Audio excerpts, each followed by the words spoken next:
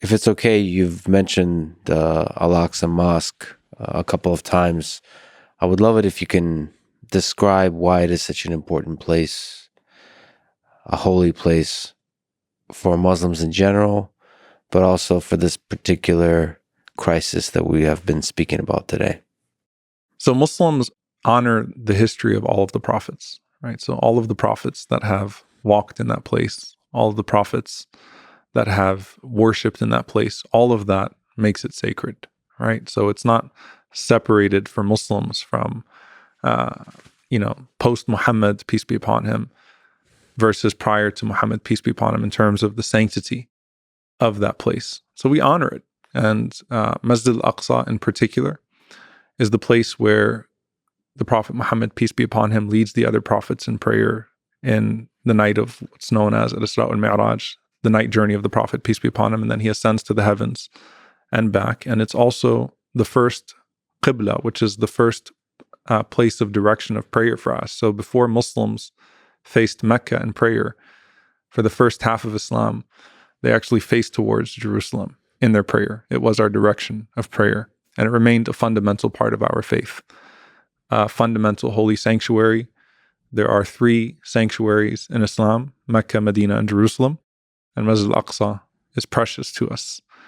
And so you can imagine then the pain of watching, innocent Palestinian worshippers being stomped on by Israeli soldiers, or skunk water being sprayed on people as they're trying to walk in, or,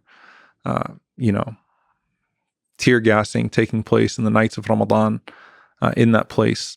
The restrictions on people that live right next to it and that cannot pray in it due to the certain classification of Palestinian that they've been given, or the age, right? Because generally speaking, if you're younger, you're not allowed to go to Masjid Al-Aqsa, even if you live within the occupied territories. So it's tough to watch such a sacred place with such an ugly occupation. But I'll also say this, that the sanctity of a human being, the sanctity of just one person, is greater than the sanctity of any place of worship to us.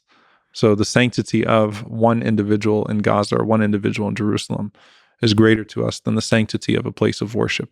But it is all certainly interconnected. That's a really powerful idea. The value of a human being is greater than even the Al-Aqsa Mosque. So that's a foundational idea for Islam.